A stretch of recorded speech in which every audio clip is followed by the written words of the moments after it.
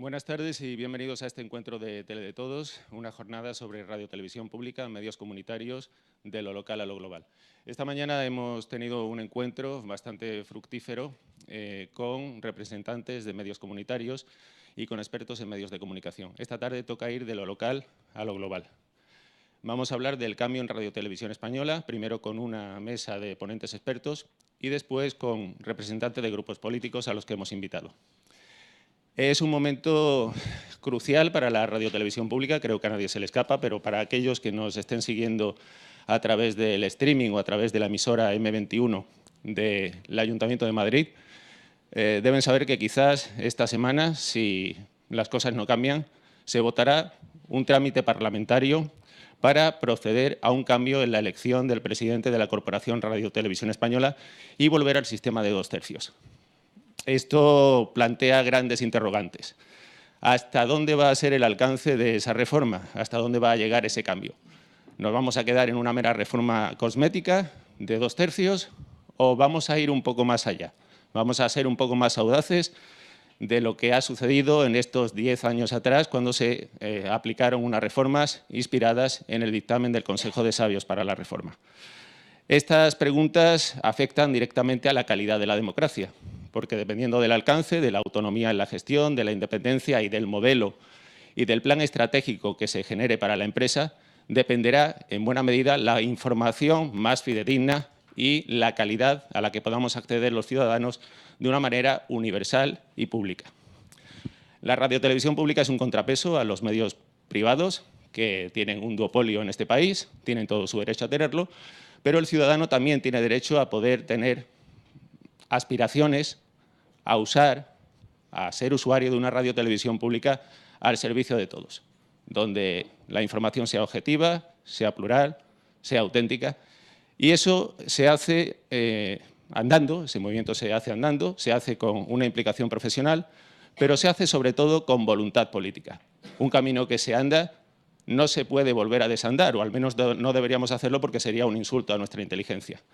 Estamos en un momento, por lo tanto, crucial en el que esperamos que nuestros políticos, que han dicho y han escrito, se han comprometido formalmente a cambiar el modelo, lo hagan, pero que nos digan qué es lo que van a hacer. Primero vamos a sentar las bases con nuestros compañeros de expertos y ya amigos, y luego esperamos tener aquí a representantes de los 4 principales grupos políticos para que nos expliquen cuál va a ser el alcance de esa reforma.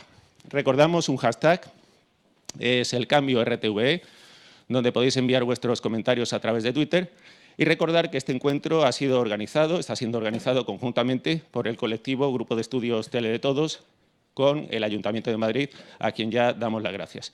Esta primera mesa la va a moderar Miguel Castro, a quien le paso ya el micrófono y espero que sea enriquecedor para todos. Gracias.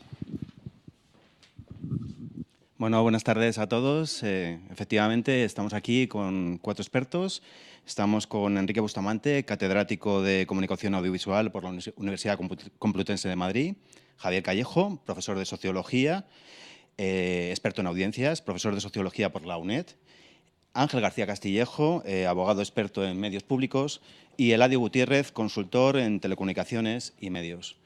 Pues la primera pregunta que me gustaría hacerle a Enrique Bustamante es suficiente con un cambio simplemente de la ley de 2/3 o es necesario cambiar el modelo organizativo, el modelo legislativo de la actual televisión pública? Bueno, primero saludarles por una hora, en fin, tanto intempestiva de siesta, darles las gracias por su participación, dar las gracias a Tele de Todos como conjunto, como colectivo, por la organización de este acto, pero también por haber mantenido en los últimos 10 años viva la llama del servicio público en condiciones más bien negativas, ¿no? Agradecer también al Ayuntamiento de Madrid el que nos cobije hoy. Y entrando directamente en materia, yo diría que de entrada teníamos una ilusión, una esperanza en estos momentos que habíamos perdido en buena medida, en general, pero también sobre el servicio público en los últimos años, ¿no? Hubo un momento de ilusión en 2015, cuando justamente Tele de Todos publicó su dictamen de una década. Hubo un nuevo momento de ilusión en las últimas elecciones, en 2016, y habíamos ido cayendo en nuestro optimismo sobre, en concreto, el servicio público. Creo que es una buena noticia que haya un consenso parlamentario, por primera vez, de todos los grandes partidos políticos del Parlamento, para hacer de forma consensuada una reforma importante del servicio público en España. Dicho esto, se me escapan algunos interrogantes. Si se trata de una confesión autocrítica por parte del Partido Popular sobre los últimos 5 años de su gestión, si se trata de una descalificación del actual Dirección General de Radio y Televisión Española, porque evidentemente pone en cuestión todo ese sistema y esa gestión. Pero mirando hacia adelante, yo diría que los grandes interrogantes están justamente, como planteaba Pedro Soler, en cuál será el alcance de esta reforma, el alcance de este cambio. Creo que tengo suficientes motivos para conocer la reforma de 2006, como ponente del informe del Consejo para la Reforma en 2005, y entre todos hemos hecho ese balance de 10 años, ¿no? En definitiva, volver, como podría colegirse por algunas declaraciones de los partidos políticos, incluso del consenso que se ha organizado, a el modelo de 2006, con ser muy elogioso, con ser positivo, es hoy absolutamente insuficiente. Podríamos decir que la sociedad española ha cambiado de forma notable en una década, que no solo han cambiado las tecnologías, ha cambiado el clima democrático, las reivindicaciones de una sociedad que exige una participación intensiva en los asuntos públicos, que rechaza cualquier intento de despotismo ilustrado, y esos cambios sociales han ido justamente en el sentido contrario al de Radio y Televisión Española y del servicio público, que ha ido retrocediendo rápidamente, yo diría que incluso a cotas anteriores a la transición democrática, en la falta de autonomía y de independencia editorial, en la manipulación del gobierno, en la quiebra económica y en el desvarío de las misiones de servicio público. Volver sin más al panorama a la reforma de 2006 creo que hoy es radicalmente insuficiente. Primero porque han pasado cosas. Por ejemplo, Radio y Televisión Española ha dividido por 2 su audiencia, su peso social, tanto en tanto grupo como en la primera cadena especialmente. Ha perdido el liderazgo en informativos, ha perdido el liderazgo prácticamente en todas las franjas horarias, en todos los segmentos de público, lo cual nos plantea una situación límite. En mi opinión, estamos en un momento de grave riesgo de desaparición del servicio público en España. Ya no de disminución de su peso social, sino de un horizonte, algunos lo han ya evocado, de que en 3, 4, 5 años estemos por debajo del 4% de share y, sencillamente, en ese momento, como ocurre en Estados Unidos o en México, el servicio público habrá dejado de existir. Algunos autores lo han planteado. Hay una revista reciente que planteaba qué pasará cuando el servicio público haya desaparecido.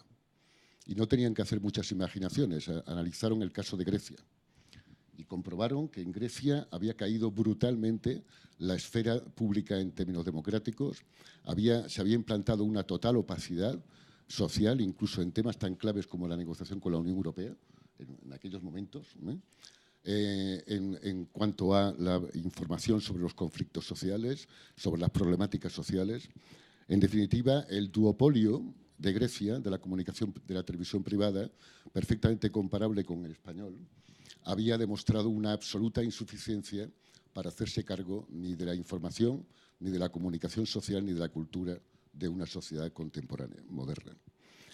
Yo diría que hay otro esquema que nos puede servir de elemento de comparación, que es el de México, con un dominio absoluto en duopolio de Televisa, Televisión Azteca durante años, que controlaban, además del sistema mediático, además del sistema cultural, el sistema político, electoral, en el cual los partidos tenían que gastar enormes cantidades de publicidad política para llegar a los electores.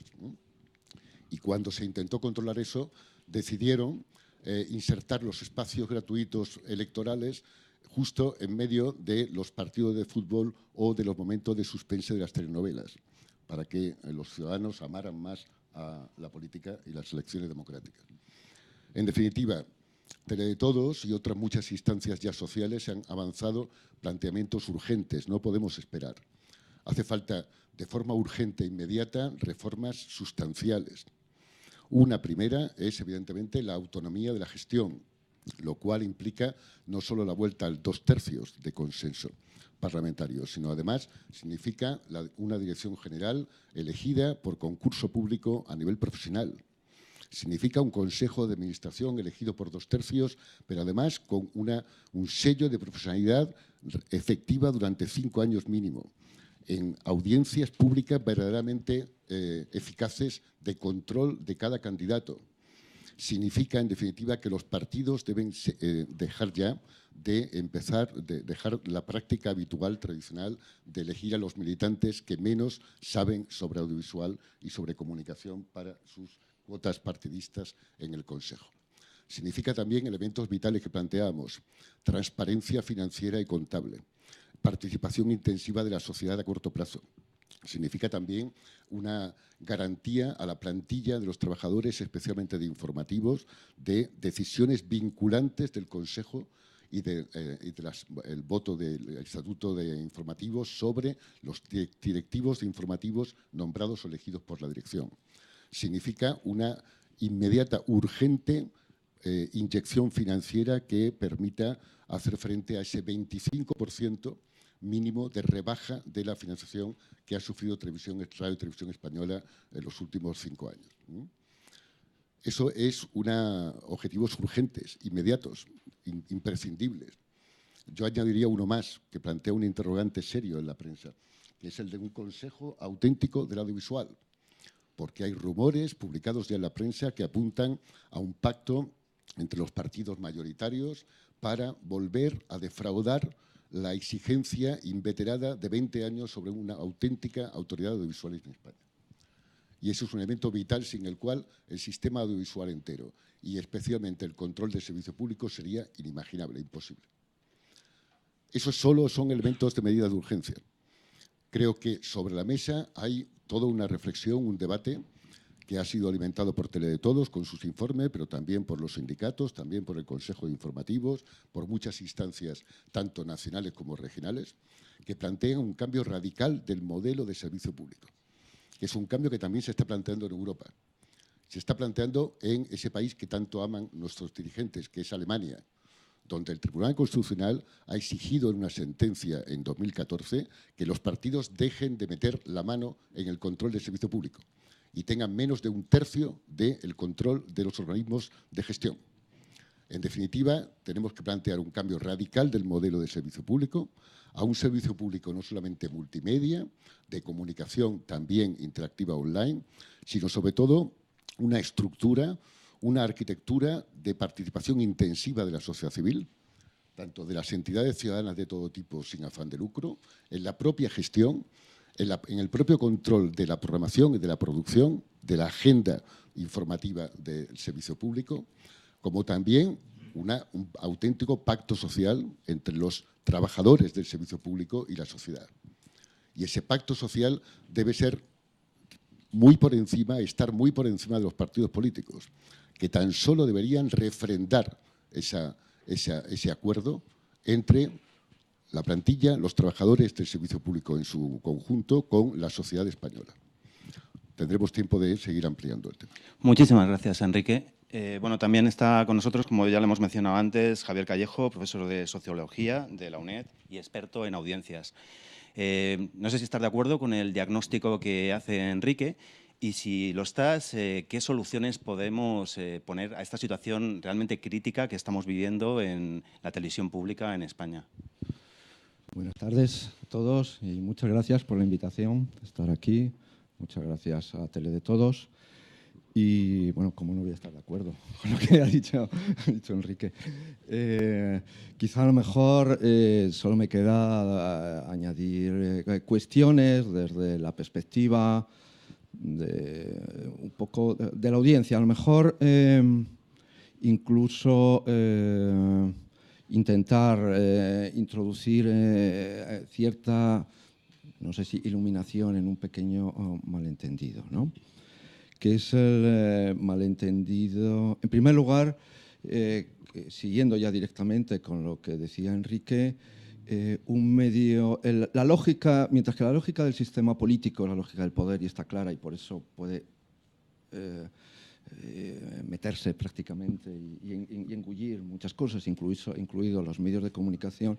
La lógica del sistema de la comunicación mediada, es un poquito quizá más compleja, es el de las conciencias, pero sí que hay algo muy claro. Necesita audiencia. No hay comunicación si no hay audiencia. Ahora, de aquí a plantear, recogiendo un término que estaba proyectado en otros sitios, como es el de la democracia de las audiencias, término acuñado por un autor que estaba hablando, por Manning, que estaba hablando de analizando la representación y los cambios en los tipos de representación política, me parece un error, porque es prácticamente como plantear en el ámbito del mercado la cuestión de la soberanía del consumidor, cuando vemos que el consumidor pues, está lejos precisamente de poder siquiera defenderse. Ya no digo de implantar una soberanía, sino de defenderse. Pues con la audiencia pasa un poco parecido, ¿no? Y yo que he estado años investigando las audiencias y defendiendo que en lugar que cierto poder tenían, que no eran que no tenían ese papel pasivo, alienado, etcétera, de ahí a pasar a que la audiencia sencillamente es una especie ya de votante que con su elección pues ya decide quién ha de sobrevivir, qué canales han de sobrevivir y qué medios han de sobrevivir, pues me parece que hay un largo trecho que no se sostiene, además que creo que no se llega a sostener. Y a partir de ahí plantear que en este caso pues la audiencia es dentro de este sistema de comunicación y desde un análisis más o menos estructural es seguramente el elemento más débil, es la categoría que ocupa uno de los lugares generalmente más débil. ¿Por qué la audiencia está ahí? Es por los medios de comunicación, que destinada, tal como está en el planteamiento actual, a producir votantes o producir consumidores. Generalmente esa es su principal función, mientras generalmente no cambien las cuestiones. Si en eso, en las pocas articulaciones que pueda haber entre el sistema político y el sistema de medios de comunicación, quitamos una de las únicas en donde otro planteamiento es posible, que es el de la existencia de la presencia de medios públicos que vienen basados en la lógica de la ciudadanía, repito, y no en la lógica de producir votantes y no en la lógica de producir solo realmente consumidores, pues solo nos queda una relación entre política y medios de comunicación en la que la política sencillamente con mayor o menor reparto, con menor o menor distribución, solamente aparece guiada por la lógica de producir esos votantes, los votantes propios, o al menos controlar a los demás para que no tengan mayores recursos para a su vez producir sus elementos, sus otros votantes. Y con esto voy entonces a que es un poco por donde parece generalmente ir más la cuestión, incluso con la existencia de una televisión pública, de televisiones públicas.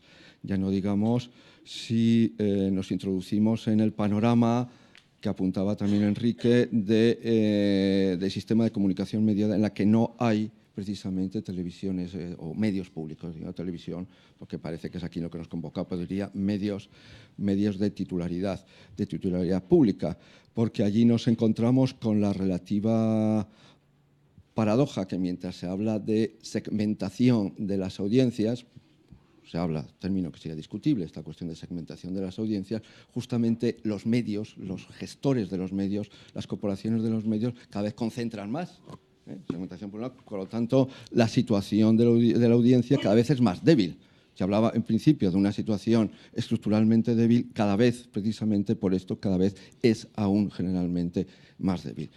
Con lo que único que quedan es el puente, la única palanca o el único enganche o la única percha que creo que queda es precisamente televisiones de servicio público. Ahora bien, televisión de titularidad pública, televisión de servicio público, en el que no creo que con esto, y siguiendo tu pregunta, me distancie mucho de lo que ha planteado Enrique, en el que creo que hay que pasar a una nueva fase. Ya no es la fase solamente de la protección de la audiencia, que no creo que haya que dejarla a un lado, ya porque sigue habiendo, como aparece en la Constitución, sectores de la audiencia que creo que merece que hay que proteger, sino desde una lógica de la movilización de la audiencia. De las movilizaciones de la audiencia. ¿Crees, por ejemplo, que hace falta una mayor participación ciudadana en una televisión pública? Debería de haber una mayor participación ciudadana. De hecho, los ciudadanos actualmente son capaces de colgar un vídeo en YouTube, por ejemplo, y de ser ellos mismos emisores. Y, sin embargo, el derecho de acceso de los ciudadanos a una televisión pública es muy complicado. Estamos viviendo en este momento. ¿El ciudadano realmente participaría más de una televisión pública en la que pudiera entrar? Hasta ahora no se le ha dado la oportunidad. estaría por ver. Con eso también querría ser un poco también prudente, ¿no?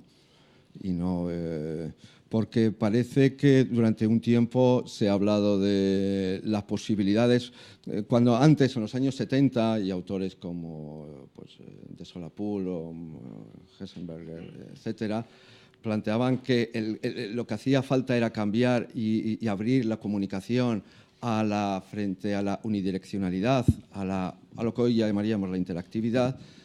Pues prácticamente diríamos que ahora buena parte de esos sueños se habrían cumplido.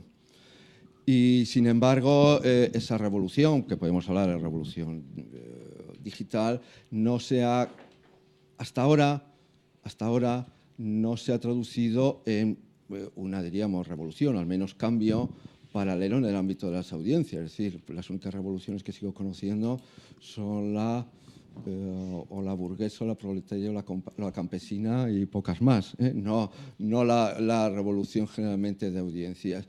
Y llegando un poco también a lo anterior, a ver si resulta que la participación de las audiencias vamos a convertirlo en sencillamente la participación en forma de la participación gatera, de gatitos a los que hago clic y son los que me gustan. No, creo que es precisamente la participación, y por eso es donde quiero poner el acento, es la participación de los ciudadanos en los medios, no la participación de las audiencias, la participación de los ciudadanos en los medios públicos.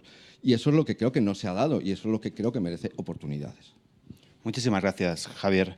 Bueno, también está con nosotros, como hemos mencionado anteriormente, pues Ángel García Castillejo, abogado experto en medios públicos. Esta especialidad es muy importante porque el tema legislativo, sobre todo de la televisión pública, es esencial. Entonces, más adelante, en la siguiente ponencia, vamos a ver un tema de incumplimientos, ¿no?, legislativos. Entonces, a Ángel nos gustaría que nos comentara un poco qué legislación hace falta actualmente para cambiar el modelo de RTVE y hacerlo más próximo a los ciudadanos, que sea más servicio público. Y si esa legislación, digamos, de alguna manera puede ser protegida para que no existan incumplimientos. Bueno, en primer lugar, mi agradecimiento, ¿no?, a Tele de Todos y al Ayuntamiento de Madrid, ¿no?, por promover este acto y además en un momento que también desde el plano legislativo es relevante, ¿no? Mañana mismo el Parlamento español va a tener la posibilidad de discutir, de hablar precisamente sobre una reforma parcial de la ley del 2006, de la ley de la radio y la televisión de titularidad pública, de titularidad estatal. Y por lo tanto, un debate como este, la verdad es que llega en un momento idóneo. Desde mi punto de vista, y esto a lo mejor cuando viene de la boca de un abogado, de un jurista, suena extraño, ¿no? Pero la verdad es que las leyes no son la solución. Yo creo que en esto no hay que llevarse a engaño, ¿no? En el año 2006 se aprobó, desde mi punto de vista, una buena ley que en gran medida, tras los trabajos del Comité de Expertos para la Reforma de los Medios de Comunicación de Titularidad Pública, de alguna manera la ley recogió una parte importante de las recomendaciones, de las conclusiones de ese informe, no todo, pero sí una parte importante.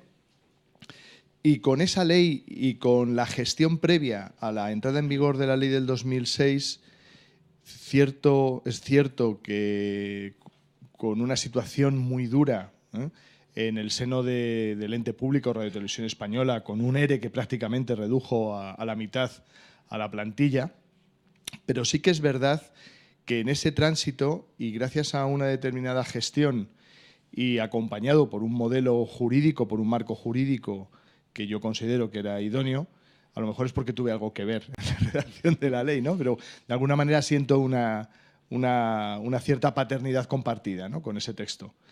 Se consiguió llevar a Radio Televisión Española, en concreto a Televisión Española, de una situación gregaria como la que se encontraba en el año 2003-2004, con unas audiencias hundidas, falta de credibilidad, una situación de gestión económico-financiera desastrosa, no por responsabilidad propia de Radio Televisión Española, sino probablemente por las políticas de convergencia económico-financiera, monetaria, ¿no?, que se habían impulsado por los gobiernos precedentes, que llevaron a Televisión Española y que utilizaron a Radio Televisión Española como excusa para en esas políticas de disminución falseada del déficit público, se condujo a Radio Televisión Española a un entorno de endeudamiento que en realidad no era achacable a la propia Radio Televisión Española, ¿no? Pero lo importante es, desde mi punto de vista, es que con o sin legislación, si una legislación, que en este caso puede ser adecuada, como la que se aprobó en 2006, y con un determinado modelo de gestión, se pudo llevar a Radio Televisión Española a una posición de liderazgo. Liderazgo en audiencias, liderazgo en informativos, hasta el año 2011. Por lo tanto, la ley, y yo muchas veces lo he dicho, y algunas de las personas que están en esta sala en alguna ocasión me preguntaban ¿y qué modificaciones legislativas habría que acometer? Y en alguna ocasión he dicho simplemente volver a la ley del 2006 y con voluntad política de hacerla cumplir, probablemente la situación pudiera mejorar. Pero para ello es imprescindible la voluntad política de los gobernantes, y en este caso del Ejecutivo, de comprometerse seriamente con la ley. A partir de aquí, con lo que nos hemos encontrado, yo no sé si esto a alguno le puede doler, pero lo que nos hemos encontrado es que ha habido momentos en los que la ley, negro sobre blanco en el Boletín Oficial del Estado, nos ofreció un marco que en principio garantizaba un entorno de estabilidad económico-financiera, de gestión para Radio Televisión Española, pero en cambio la realidad política no acompañaba a este texto legal. Por lo tanto, situaciones como las que hemos vivido, ¿no?, de independencia real en la redacción de Radio Televisión Española, que a su vez provocaban fortísimas tensiones con el gobierno de turno, pues terminan provocando, entre otras cosas, incremento de las audiencias e incremento de la credibilidad y, por lo tanto, a partir de ahí, liderazgo de audiencias en los informativos. Y a los datos yo creo que nos podemos remitir, ¿no? Algunos decían, y en alguna ocasión alguno comentaba, que algunos de los planteamientos que en muchas ocasiones hemos hecho de la radiotelevisión pública eran irrealizables. Y yo creo que la práctica y la experiencia lo que nos demuestran es que es posible y que es factible. O sea, que el conseguir una radiotelevisión pública con altos niveles de audiencia, con altos niveles de credibilidad, con entornos informativos con altos grados de independencia, son posibles, ¿no? Pero eso sí, deben de ir acompañados del compromiso de los gobiernos de turno. Y para terminar en esta primera intervención, desde mi punto de vista, hay algo que es fundamental y que tiene relación con lo que son los incumplimientos, ¿no? Con la ley del 2006 nos terminamos encontrando con un entorno jurídico para la radiotelevisión pública en España que lo que viene es, de alguna forma, a garantizar a través de la vinculación por primera vez de la radiotelevisión pública con el Parlamento, que no lo olvidemos, es la representación de la soberanía popular, y no con el gobierno de turno, que era el que hasta el año 2006 era el que nombraba y cesaba no solo al director general, sino a los miembros del Consejo de Administración. Con la ley del 2006 damos un primer paso que desde mi punto de vista es fundamental para garantizar la independencia, y es que es el Parlamento la representación de la soberanía popular, con una mayoría muy reforzada, la que elige el Consejo de Administración y al director general presidente. Es con este modelo con el que se instaura también un entorno que buscaba garantizar la estabilidad económica, financiera, el generar una radiotelevisión pública sostenible. Y esta experiencia, una experiencia que se concretaba en lo que conocíamos como el mandato marco, la estrategia de 9 años para la radiotelevisión pública, duró solo 3 años.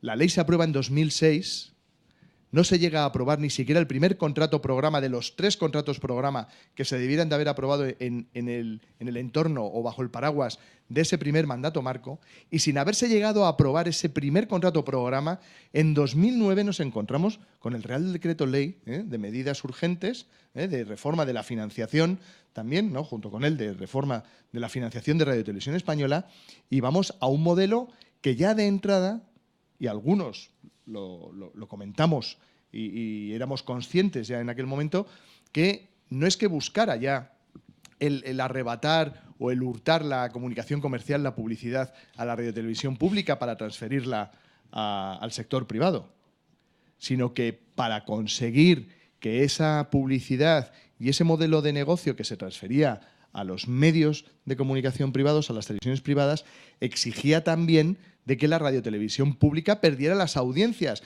porque si las audiencias se mantenían en la radiotelevisión pública, mientras esas audiencias se mantenían en la radiotelevisión pública, no veían las televisiones privadas. Y por lo tanto el valor de la publicidad en la televisión privada no tenía sustento en tanto en cuanto que esas audiencias, ese segmento tan importante de la población, seguía viendo televisión española. Por lo tanto, era el anticipo no solo de la pérdida de la publicidad, sino la necesidad también de arrebatarle las audiencias, y a partir de ahí una tendencia que hasta el día de hoy se ha visto sostenida con la situación gregaria en la que hoy nos volvemos a encontrar, con una posición tan similar y con un mismo director general presidente como el que teníamos entonces, que ha vuelto a colocar a la radiotelevisión pública en ese tercer puesto, que desde luego no está o no debiera de estar justificado a la vista de las experiencias precedentes.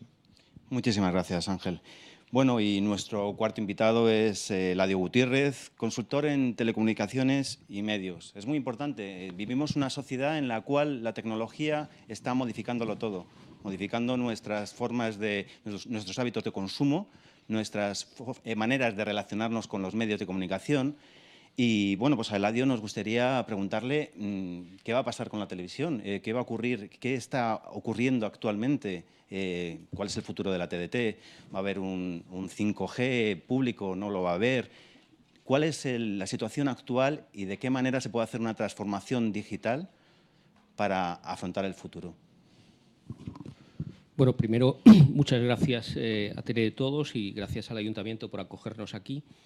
Y entrando directamente en tus preguntas, yo con toda sinceridad creo con firmeza que la televisión, como habitualmente conocemos, que es la televisión abierta, gratuita, generalista, que recibimos a través de ondas hercianas en España terrestres, le quedan muchos años de vida, y nos debemos felicitar porque una amenaza cierta que había sobre el espectro radioeléctrico, no tanto por necesidades de los operadores de telecomunicaciones para dar servicio, sino más fundamentalmente por la necesidad de querer justificar las inversiones que están haciendo y quedarse con el negocio de la distribución de contenidos.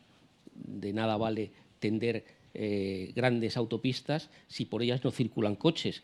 Pues un poco la argumentación para reivindicar que se retirara el espectro radioeléctrico a los operadores de radio-televisión es fundamentalmente, en mi opinión, por quitar el mercado de la distribución de contenidos y hacerlo obligatorio a través de sistemas de pago.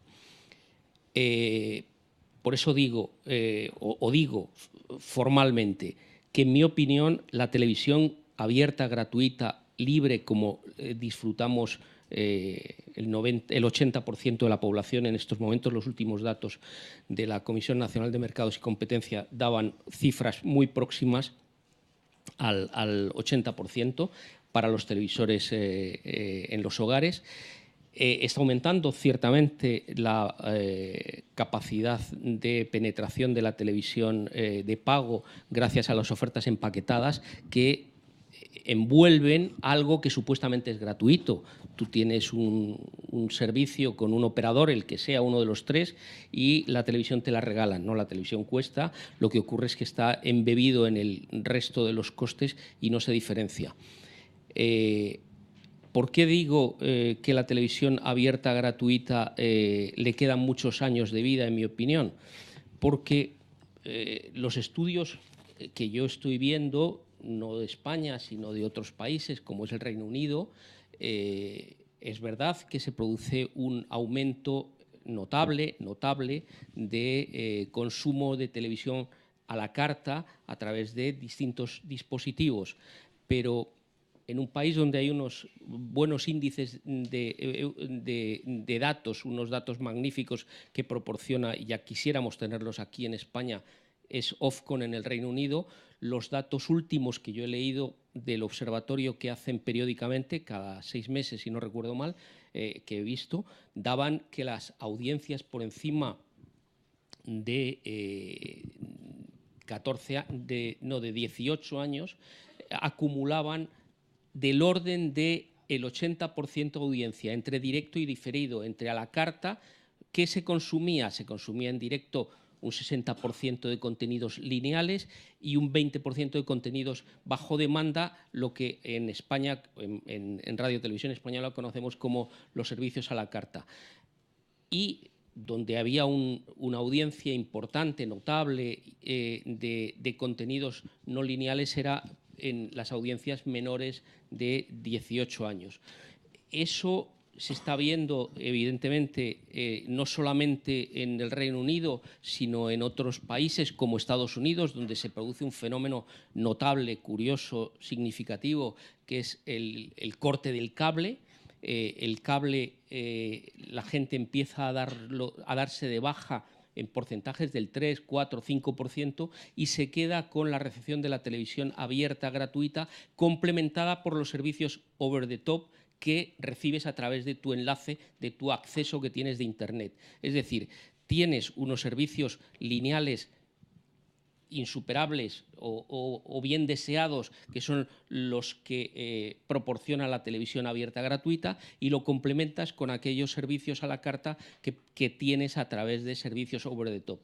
Esa es una tendencia notablemente significativa en un país como Estados Unidos, donde, como digo, la audiencia de la televisión de pago convencional, que parecía el paradigma de la libertad de escogencia, de libertad de elección, parece que no es tan cierta y que hay un cambio hacia modelos en los que la televisión abierta a través de la TDT, complementada con esos servicios over the top, está satisfaciendo las necesidades comunicativas de buena parte de la audiencia.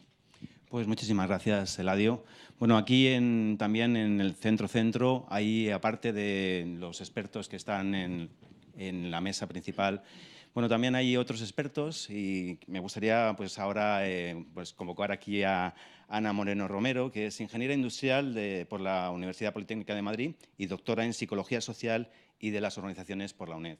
Ana, si quieres, por favor, me gustaría simplemente comentarte, bueno, Ana es especialista en modelos organizativos. Entonces, bueno, hemos pensado también que, independientemente de la transformación digital necesaria absolutamente actualmente en Radio Televisión Española, también es preciso atender a los especialistas en modelos organizativos y saber, de alguna manera, qué consejos nos pueden dar para afrontar ese futuro sobre el modelo organizativo de Radio Televisión Española.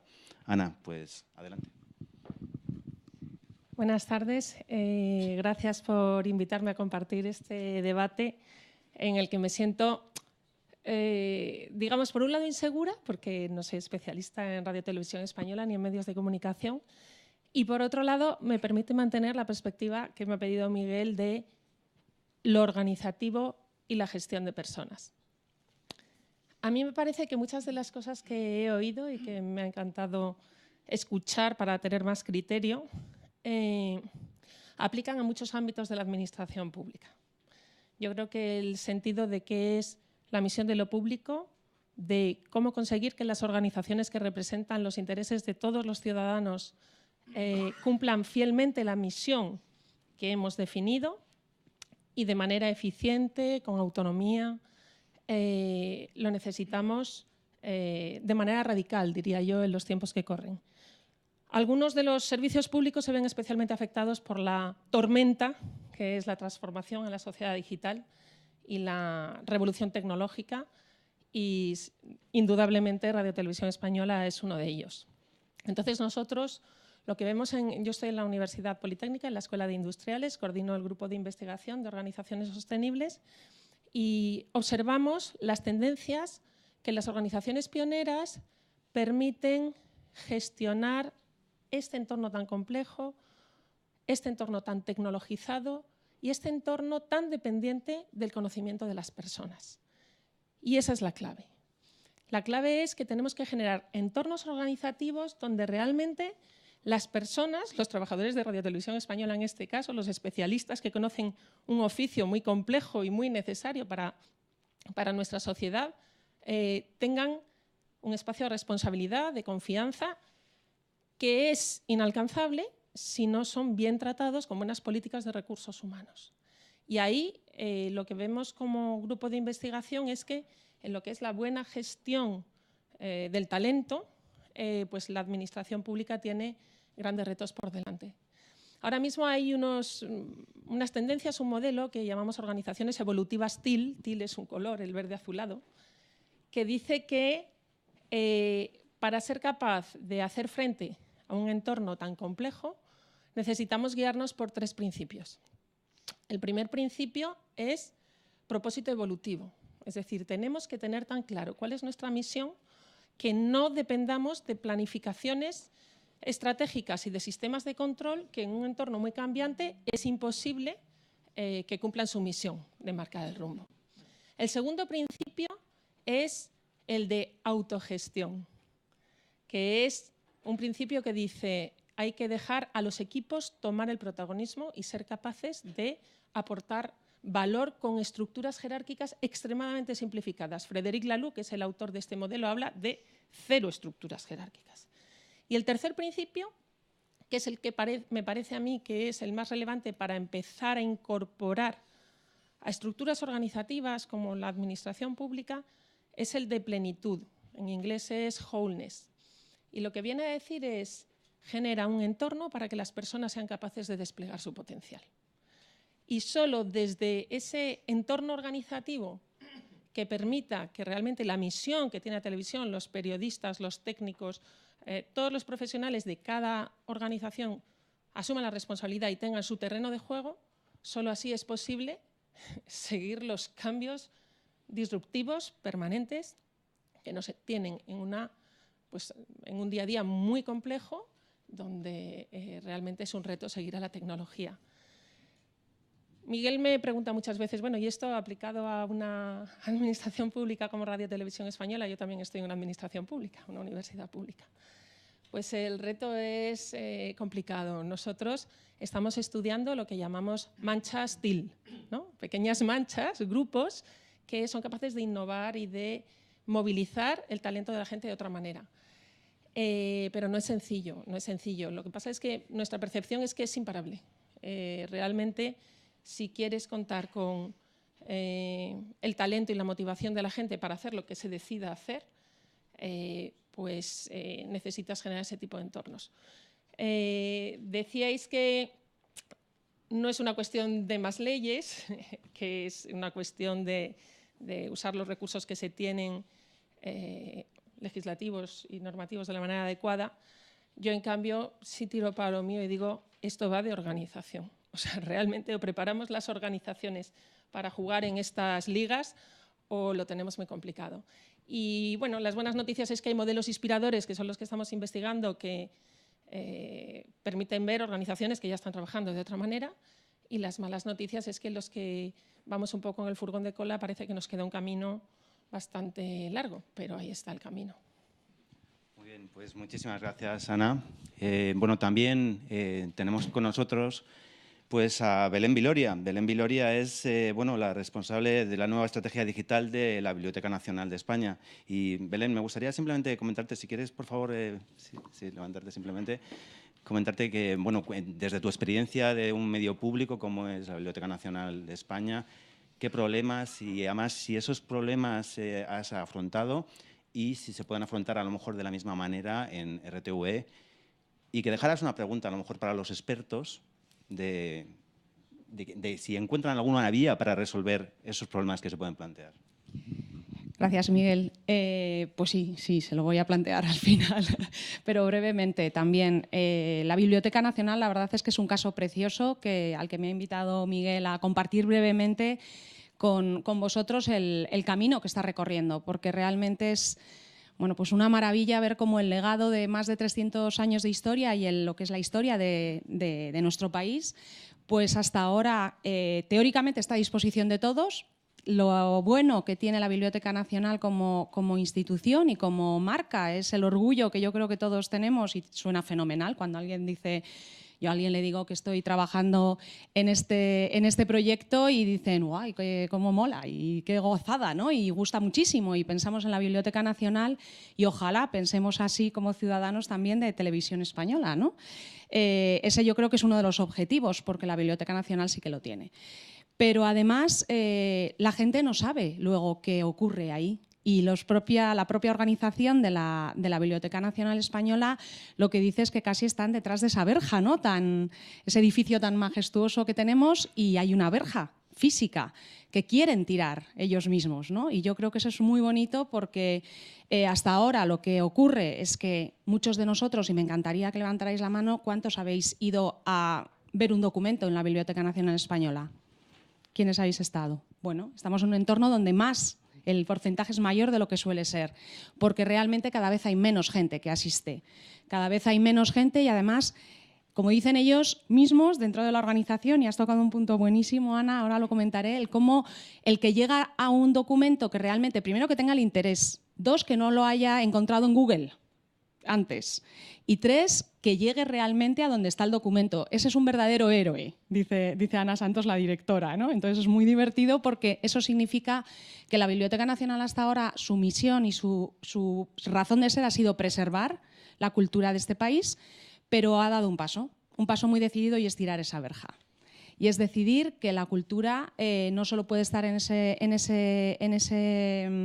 edificio y bajo sus manos, que sigue siendo, y recogiendo todo lo que todos los días se produce, sino de verdad ponerlo en manos de toda la sociedad, de todos los ciudadanos, de manera que no solo vean una marca y un logo del que se sientan orgullosos, sino que ese contenido tenga un sentido y pase a manos de los ciudadanos.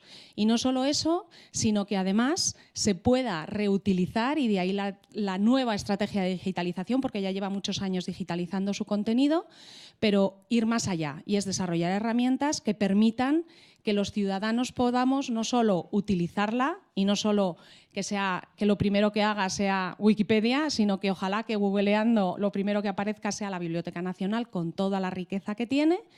Ese es uno de los objetivos, sino que además seamos capaces de reutilizar y de crear una nueva cultura sobre la cultura que ya hay. Esa es la gran visión que tiene a día de hoy Ana Santos, la directora, y la biblioteca, toda la organización.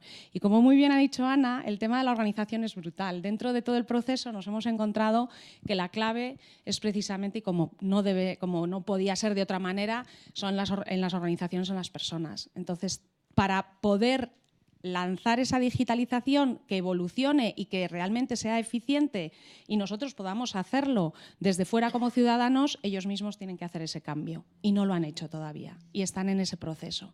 Entonces, para mí ese es un proyecto precioso que está en marcha, que creo que del que todos nos tenemos que sentir orgullosos.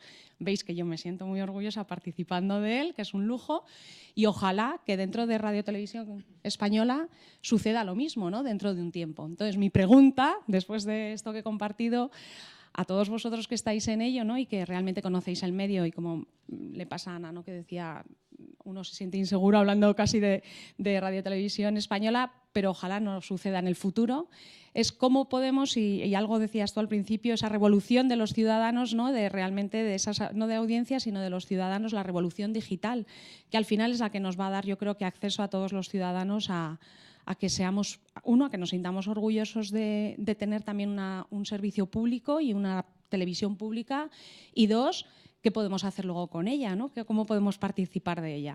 Ahí os dejo esa pregunta.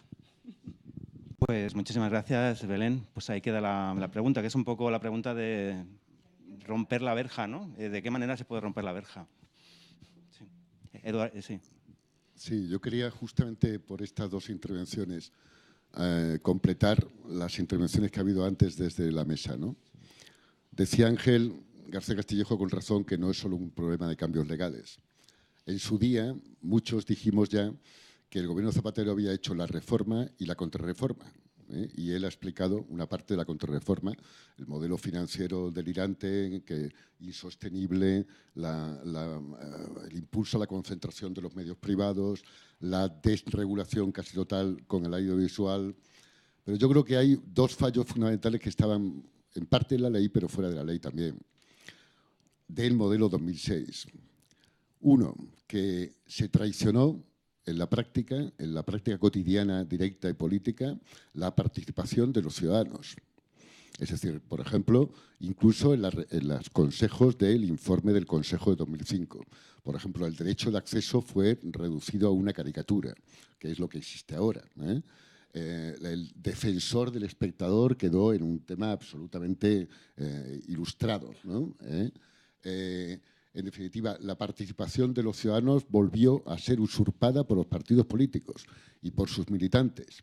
Y aquí debo decir que yo tenía muchas esperanzas en la representación de los sindicatos, esos dos puestos, pero creo que traicionaron también esa posibilidad, porque independientemente de las personas, cayeron en la misma trampa que los partidos políticos, eligiendo a militantes que, a ser posible, no tuvieran nada que ver con la comunicación y que no supieran nada de visual. Pero también traicionaron el otro pilar fundamental de la transformación, que es la participación de los trabajadores. A nivel interno no cambió nada. Se mantuvo una estructura absolutamente piramidal y autoritaria.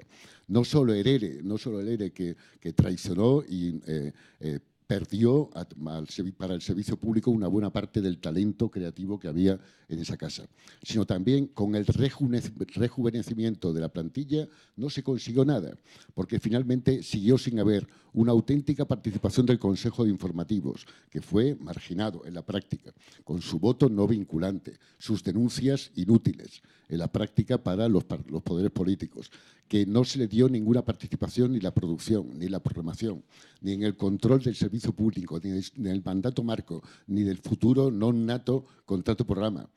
Esas dos claves son fundamentales para el servicio público. Y no lo digo yo, lo dicen todos los estudios europeos. Ahora planteémonos otra variable que es la que se planteó aquí, que es el tema de pasar de un servicio público de radiodifusión a un servicio público de medios, de comunicación, multimedia.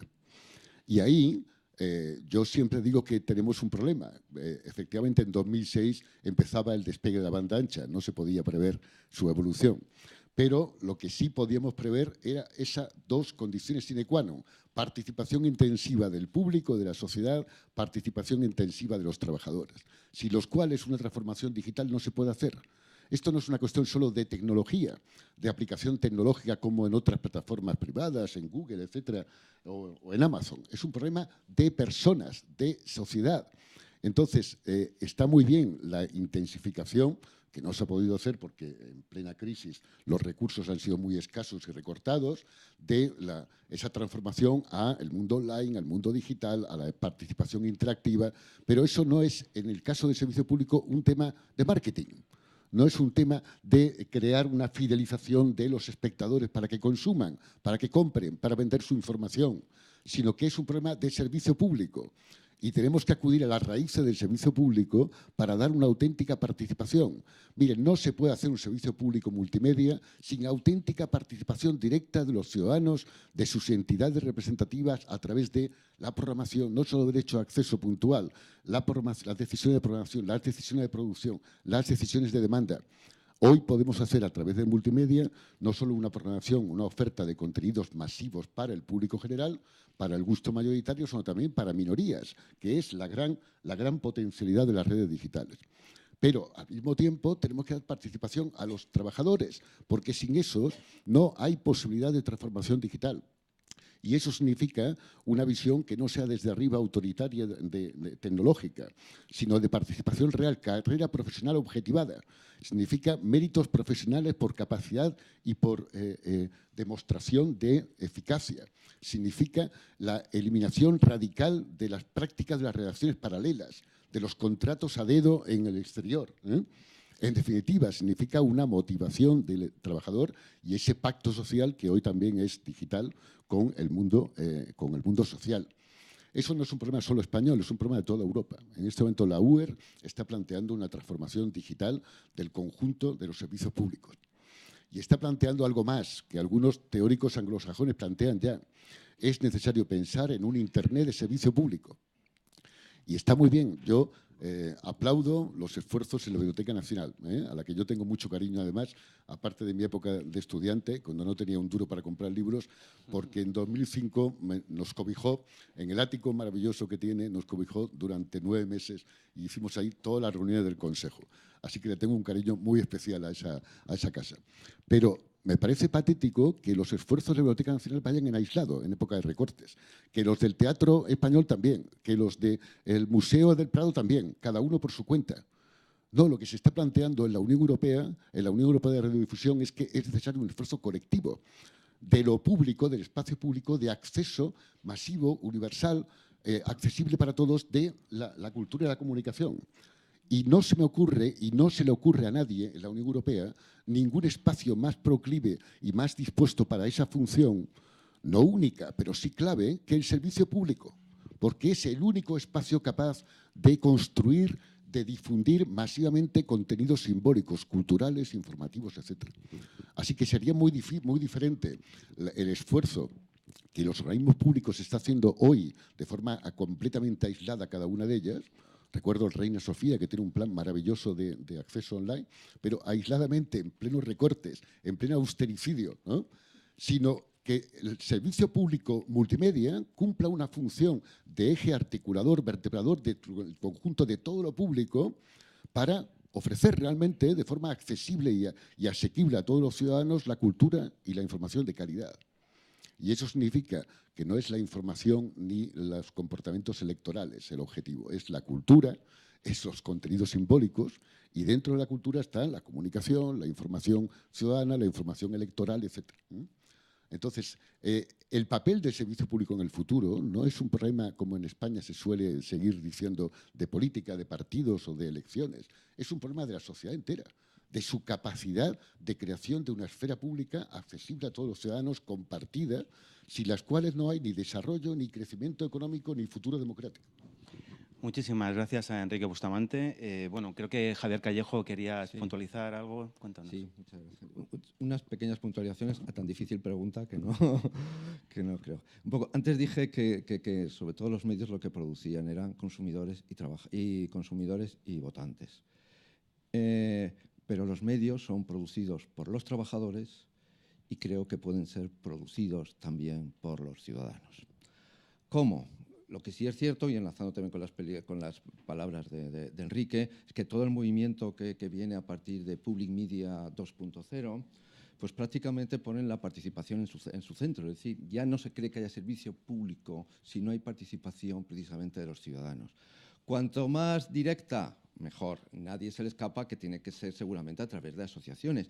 Y no me refiero ya solamente a participación en los consejos de administración, no, participación en la propio día a día, en la propia producción, con espacios de producción, de innovación, ya sea en el ámbito digital, ya sea en el ámbito, obviamente, de la propia televisión lineal, de los propios ciudadanos. Ciudadanos que cada vez están más capacitados, porque como hemos dicho ya una parte importante de las cohortes o generaciones que están en nuestras sociedades. El otro día salía el dato, en un estudio, en un artículo que leí, prácticamente el 30% de los jóvenes han hecho algún vídeo en YouTube, para que han colgado en YouTube, es decir, que hay mínimas habilidades y hay poco que hacer más de formación para generar eso. Eso está. La canalización política y cómo eso se puede hacer en el día a día, no lo sé, porque me figuro que con las buenas intenciones que tiene la Biblioteca Nacional tampoco generalmente sabe cómo puede ser esa participación, porque no me veo tampoco a todos los ciudadanos siendo investigadores, buscadores, lectores, generalmente a través de realmente de allí. Pero que ese es el núcleo de lo que es un servicio público y un medio público, no digo en el futuro, sino ya lo tengo claro, y no porque lo tenga claro Javier Callejo, sino porque viene toda una corriente que ya viene de hace varios años. Ángel, una puntualización. Siguiendo con la pregunta que ha planteado Belén, que me gustaría que contestaras, habría que incluir, para después, si eso me lo contestas o me lo incluyes, habría que incluir en el mandato marco la transformación digital y la transformación, de alguna manera, del modelo organizativo de Radio Televisión Española. De hecho, aunque es verdad, ¿no?, como se comentaba, que en 2005 hay realidades que no se podían prever al día de hoy y que la evolución de la banda ancha en España iba a tener la evolución tan impresionante que han tenido, ¿no? Pero es verdad que ya en su momento se apuntaba en esta línea, ¿no? Yo, si me permites, Miguel, todo lo que tiene que ver o que se relaciona con la transformación digital de los medios en general y en concreto del servicio público radiotelevisivo, tiene una relación directa con todo lo que pudiera significar de participación de la ciudadanía, participación de los telespectadores, radioyentes, ¿no? Entonces, en 1998, en una visita a Estados Unidos, estuve en la estación de PBS, ¿no?, del Public Broadcasting System, del sistema público norteamericano, en la estación de Los Ángeles, ¿no? Y entonces, hablando con ellos, con personal de PBS, ahí en la estación de Los Ángeles, decía, no, tenemos un programa fantástico de acceso a la ciudadanía a la programación. Dice, tenemos una especie de Speaker Corner, ¿no?, un programa de Speaker Corner. Entonces, aquí viene quien quiere, no hay ningún filtro, o sea, libertad absoluta. Les damos 3 minutos para decir lo que quieran en directo en antena. Y lo dicen. Dice, eso sí, tenemos un policía permanentemente en la puerta, ¿no?, porque a algunos los van deteniendo, ¿no?, según terminan de hablar, ¿no? Bueno, aparte del chiste, que es real, eso no es el derecho de acceso. Claro, muchos de los que estamos en esta sala, probablemente, y muchos de los que nos están oyendo y viendo en streaming, esto es transformación digital, ¿no?, esta posibilidad de poder participar, incluso de forma interactiva, a través del streaming. Aparte de este chiste, claro, chiste real, pero muchos de los que estamos aquí conocemos cuál es la realidad de Radio Televisión Española, conocemos en mayor o menor medida su programación, pero si nos paramos a pensar y decimos, bueno, aparte de los programas para las religiones presentes en la sociedad española, la Iglesia Católica, las iglesias protestantes, la hebrea y musulmana, aparte de estos programas que pudiéramos calificar de ejercicio efectivo del derecho de acceso, mal que le pese a alguno de nuestros amigos, ¿no?, con el tema de la Santa Misa, pero aparte de estos programas de acceso, ¿cuáles tenemos hoy? Y eso que se ha desarrollado toda una normativa interna en relación con el derecho de acceso, hay procesos de selección de cuáles son las entidades que van a poder ejercer el derecho de acceso a lo largo de un año, ¿no? Es el gran desconocido, por no desarrollado, porque al final lo que nos hemos encontrado es pues una política reduccionista de jibarización del ejercicio efectivo del derecho de acceso. El otro día, sin poder revelar la fuente, porque es un documento que está reservado en este momento, está embargado, pero a mí me sorprendió que el principal proveedor de tweets en España son tweets relacionados con la televisión, con la TDT. Eso es, de alguna forma, interacción de telespectadores con la programación televisiva y la posibilidad de interactuar con la programación. Yo lo desconocía. El principal proveedor generador de tweets en España son contenidos televisivos en la televisión digital terrestre, en la televisión abierta. Por lo tanto, disponemos de herramientas que, puestas en las manos del servicio público, son generadoras de situaciones o dinámicas de interrelación impresionantes y que están ahí y que se están produciendo y que pareciera como que nos son ajenas, que pasan a nuestro lado y no nos enteramos de ello, ¿no? El derecho de acceso hay que desarrollarlo. Hay que desarrollarlo y dándole cabida con programación en la que los ciudadanos, por los procedimientos, tanto por el ámbito digital como no estrictamente digital, puede ser analógico. Yo recuerdo, y lo recuerdo con mucho cariño, estos programas que hubo durante un determinado periodo en los que se le preguntaba a determinados políticos, ¿no? Al presidente, líderes, ¿no? Con participación de ciudadanos elegidos de forma pública en el conjunto del territorio español. Esos programas consiguieron unos niveles de audiencia impresionantes. Y era participación ciudadana de alguna manera, ¿no? Por lo tanto, yo creo que la participación y en el ámbito del servicio público es fundamental y yo creo que es una de las señas de identidad, o debiera de ser una de las señas de identidad. Tan es así que hay programaciones de radio, y no digo en el ámbito de lo público, en el ámbito de lo privado, donde hay segmentos de la programación matinal en algunas emisoras de radio donde los protagonistas son los radioyentes, a los que se les da la posibilidad de micrófono en directo, en micrófono abierto, de poder expresar su opinión sobre los hechos relevantes del día. Y son segmentos con altos niveles de audiencia, en este caso radiofónicos, que pudieran ser perfectamente trasladables o debieran de estar trasladados al ámbito de lo público, donde precisamente ese tipo de experiencias no nos la encontramos. Por lo tanto, en el ámbito digital, y aun siendo o debiendo de ser conscientes de que la interactividad y las posibilidades de la interacción con la televisión son complejas, porque al final la televisión es un ámbito de relación muy pasiva por parte del telespectador y las experiencias de interactividad no han sido todo lo fructíferas que nos hubieran gustado. Ahí Eladio, yo creo que persona con más experiencia que Eladio en esos temas hay pocas en España, ¿no? Hay pocas. Hay algunos que tienen experiencias en estos temas, pero más que Eladio no. Pero terminar con una cosa que sí que me parece importante.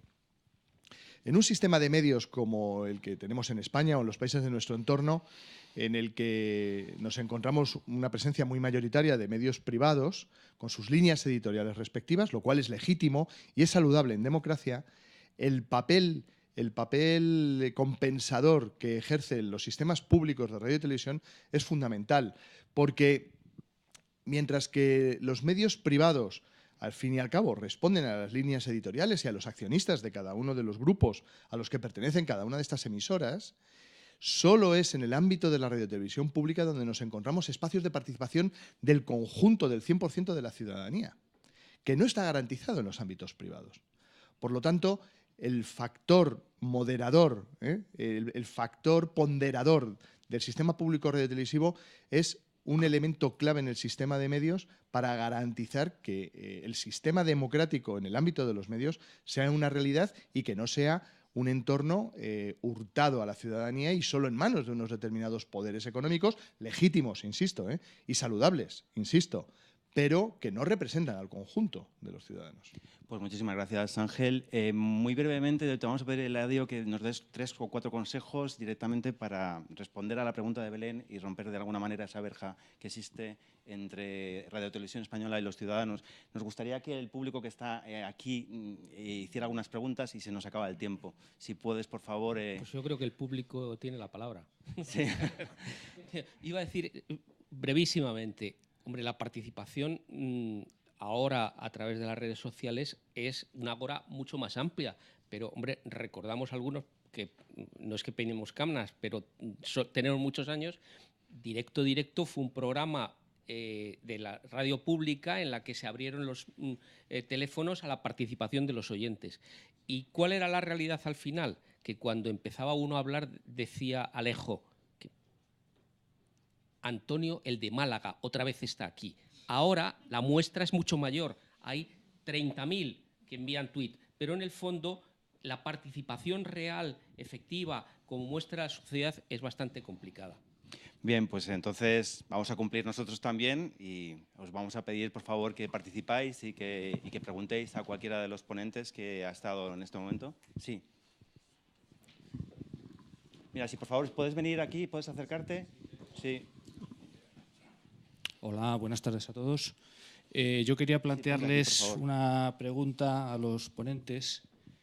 ¿Cómo ven ellos lo que hace unos años se llamaba alfabetización audiovisual, que ahora podemos hablar de alfabetización digital?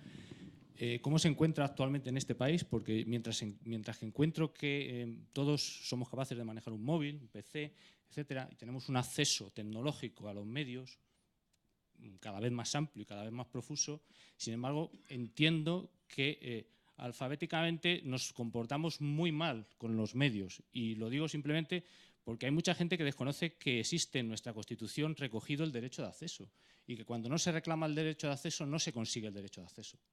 Eso es algo fundamental. Yo creo que se ha reclamado poco en este país el derecho de acceso. Entonces, sin derecho de acceso no hay participación. Me gustaría que vosotros lo valorarais. Gracias. Muchas gracias. Pues alguno, el que quiera, por favor. Sí. No, hay en este país una larga tradición de reivindicaciones y de teorías pedagógicas sobre las relaciones entre comunicación, educación y comunicación y formación.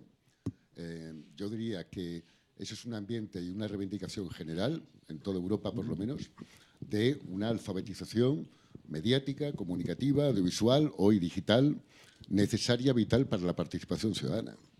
Ahora bien, también tenemos alguna experiencia que hoy es difícil de defender porque la escuela y la enseñanza media están eliminando la música, están eliminando las disciplinas culturales, ¿no? Nunca se ha implantado de forma seria esa alfabetización comunicativa, ¿no? Pero también tenemos que recordar algo. Las teorías pedagógicas sobre los medios en la escuela han tenido una cosecha de fracasos impresionante. El cine llegó primero a los medios, terminó en el sótano, luego llegó el PC, terminó en el sótano, luego llegó las redes sociales y se usan mal.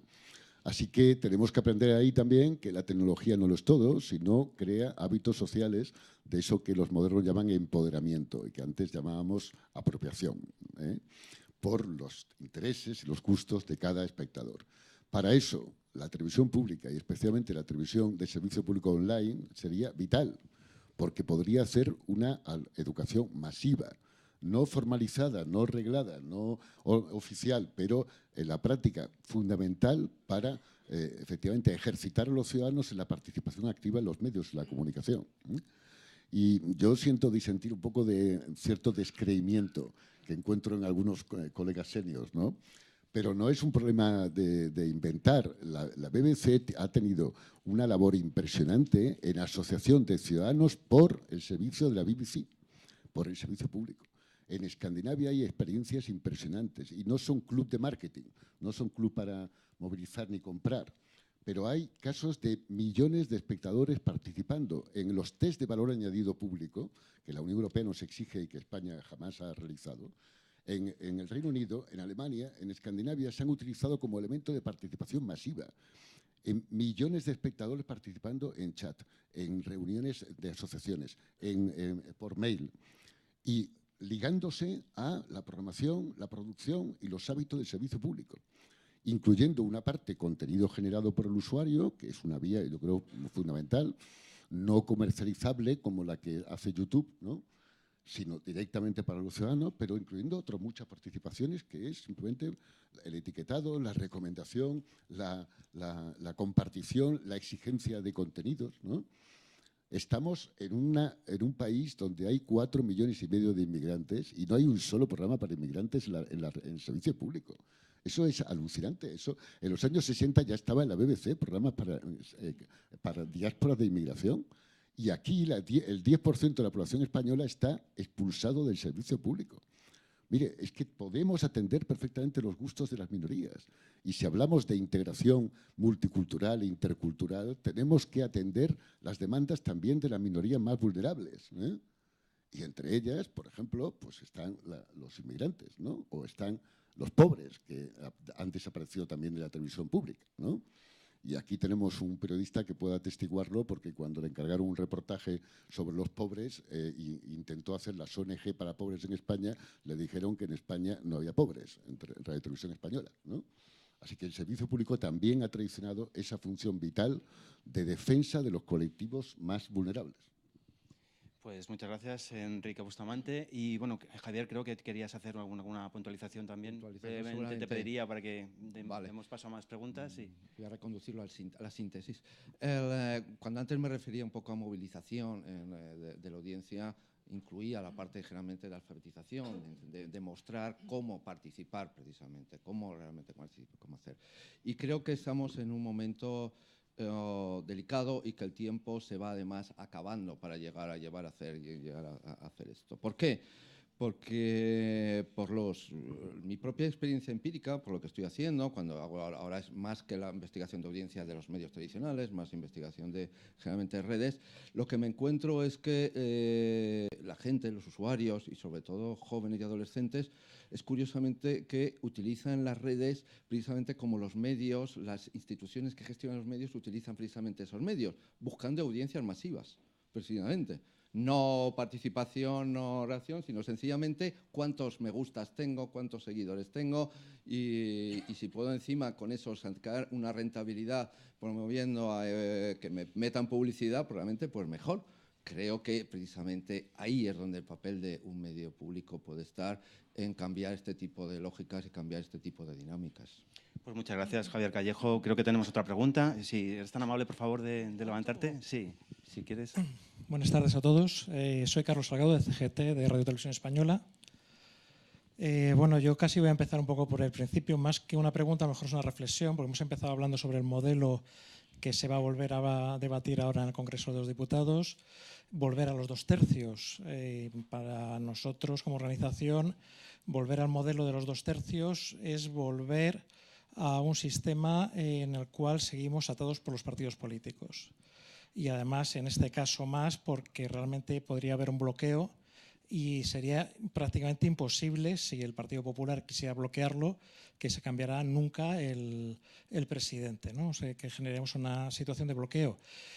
Nosotros apostamos más por una filosofía en la cual la decisión del Consejo de Radio Televisión Española se ha elegido por otros estamentos que no sean los partidos políticos para salir, digamos, de ese modelo partidista de cuotas que al final, pues dependiendo de las cuotas, Radio Televisión Española va a estar funcionando de una forma u otra, ¿no? Buscar un modelo mucho más independiente y bueno, por lo tanto, estando contentos que se vaya a cambiar la ley, porque lo que había ahora es un desastre absoluto, pero creo que hay que avanzar hacia algo mucho más moderno, hacia algo que realmente la ciudadanía pueda participar en ello, ¿no? Y luego la otra parte que quería comentar, bueno, en Radio Televisión Española lo más obvio, lo que más se ve es el problema de manipulación informativa que tenemos, que eso es de todos visto, que eso viene dado porque el gobierno de turno controla la radio televisión pública. Quiero aprovechar el momento para agradecer el trabajo que están haciendo los consejos de informativos en Radio Televisión Española, que han hecho un trabajo magnífico desde que empezaron a funcionar. Pero no solamente el problema es la manipulación, tenemos problemas mucho más graves como que es la falta absoluta de producción, no hay dinero para producir y no hay personal para producir. Después del ERE brutal que tuvimos, pues falta mucho personal y tenemos un problema de que la dimensión de la televisión pública en España, si la comparas con otras radiotelevisiones como la alemana, la francesa, la italiana, francesa, cualquiera, pues somos una televisión muy pequeña y en este momento hay que producir también contenidos, no solo informativos, porque yo discrepo con usted respecto a que el modelo va a seguir siendo de televisión abierta emitida por TDT.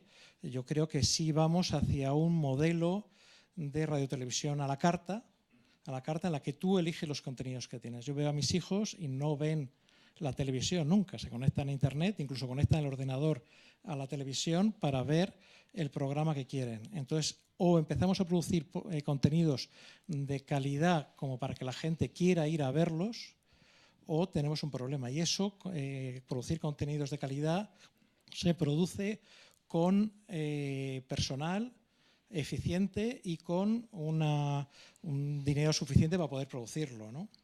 Y la tercera pata, que es una otra pata política, es que no se ha firmado un contrato programa para Radio Televisión Española.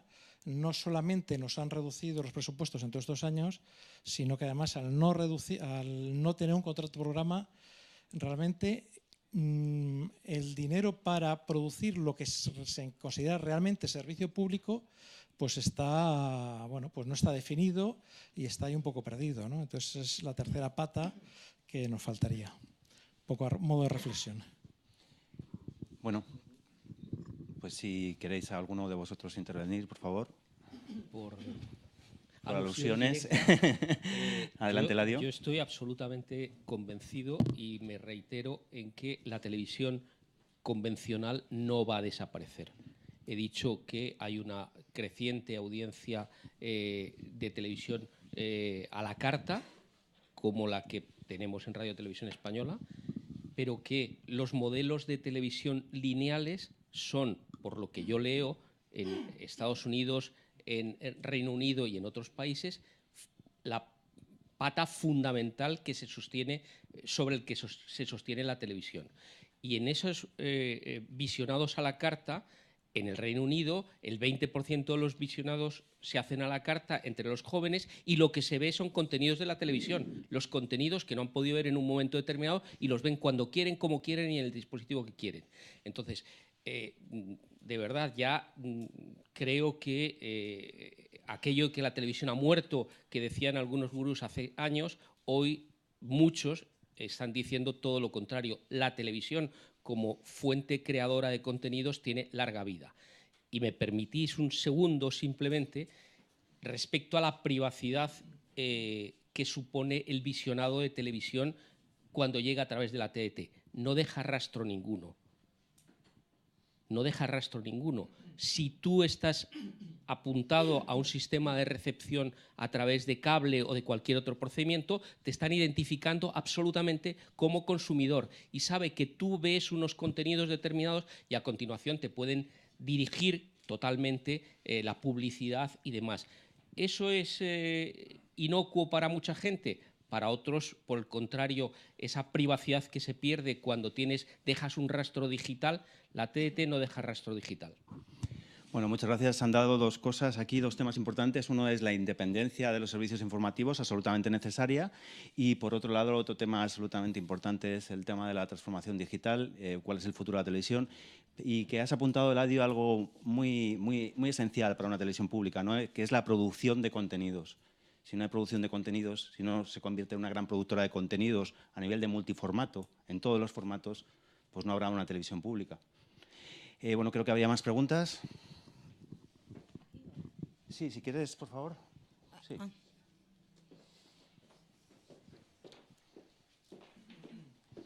Muchas gracias. Bueno, yo soy Maite Martín, represento a Comisiones Obreras, soy la secretaria general de Comisiones Obreras en Radio Televisión Española.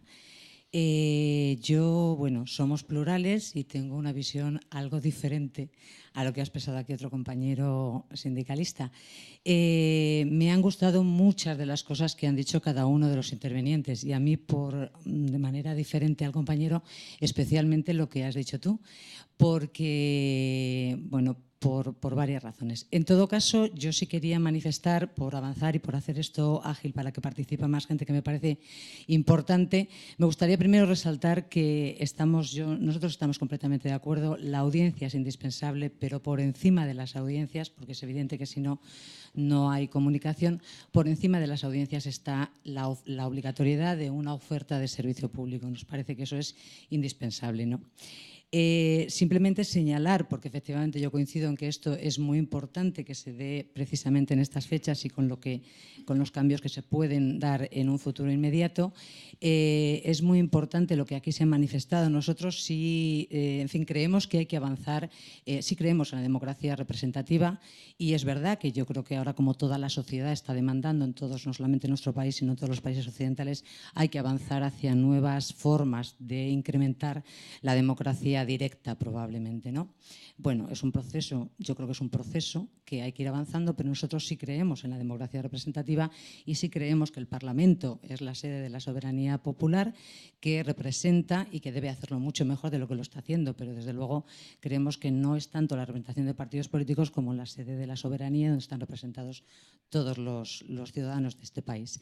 Entonces, nos parece que los 2/3, pues no sé si es lo ideal, pero desde luego sí es positivo, pero quizá no es suficiente. No es suficiente por la experiencia que ya hemos tenido, que sí ha producido ya un bloqueo. Y entonces nosotros decimos que habría que intentar, y queremos trasladarlo también después a los partidos políticos, además de los 2/3, probablemente adicionar alguna fórmula. Pues no lo sé si sería ideal, habría que estudiar exactamente cuál, si 3/5 o la presencia de los 3 partidos mayoritarios indispensablemente, como mínimo, algún elemento adicional que impidiera lo que ya ha sucedido con un bloqueo. En el tema de la financiación sí quisiéramos resaltar que, bueno, esta etapa tan oscura que estamos viviendo ha sido tan larga, que casi ya incluso algunas cosas de la propia tal se van mejorando, como decía el poema, ¿no? Cuando estás en el fondo ya solo cabe ir mejorando. Bien, pues la situación en Corobi, en Radio Televisión Española, por lo menos no es tan negativa como ha sido en los últimos años, ¿no? Sabéis que el año pasado, en el 2015, ya para el 2016, se incrementó. Es decir, en 2011, por ejemplo, había 540 millones de aportación de los presupuestos generales del Estado y eso se dejó en 292, o sea, fue tremendo, un 47% de reducción de la aportación del servicio público. Bien, eso el año pasado ya se incrementó en 50 más 50, que fue también para los Juegos Olímpicos, y eso se ha aliviado un poco. También se ha aumentado el porcentaje de la tasa radioeléctrica, con lo cual también ha supuesto un alivio, y además los ingresos que han supuesto por el no pago del IVA. Por tanto, eso, con ser grave la situación, efectivamente, yo coincido que es grave la situación económica de Radio Televisión Española, pero no es tan tremenda como hemos sufrido en el año 2013, 2014, efectivamente. Te quería pedir, por favor, que sintetizaras, porque es que nos quedan preguntas por hacer, por favor. Solamente dejar manifiesto una cosa. Yo sí quisiera trasladar a todos los ámbitos. En el tema de la transformación digital, a mí me parece, yo he celebrado mucho la intervención del compañero porque nosotros efectivamente apostamos por un servicio de televisión universal, gratuito, es decir, para todos los ciudadanos, ¿no?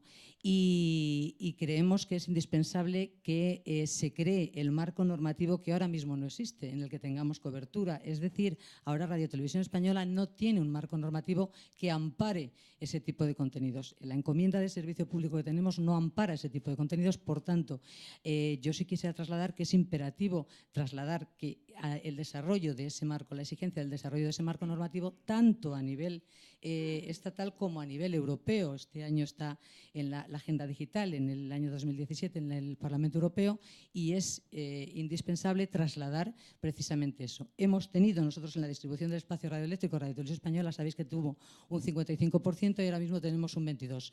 Nosotros hemos trasladado que haya por lo menos un 40% y no estamos pidiendo la eliminación de los... Vamos a dejar participar, por favor, a más gente. Sí, sí. No, pero es que, bueno... la pregunta que ha hecho os la vuelvo a formular.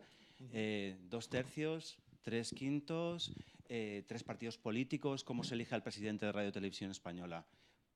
¿Hay algo, otras opciones? ¿Tiene que haber un concurso público?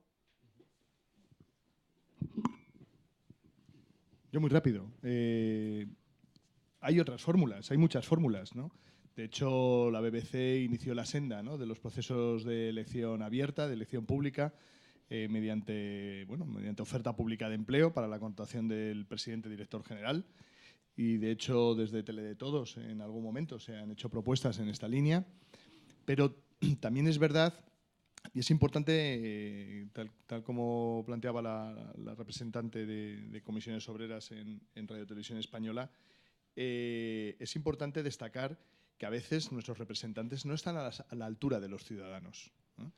Y un sistema de elección de Consejo de Administración por mayorías reforzadas que obliga a generar ciertos consensos en el Parlamento son mecanismos saludables y es bueno.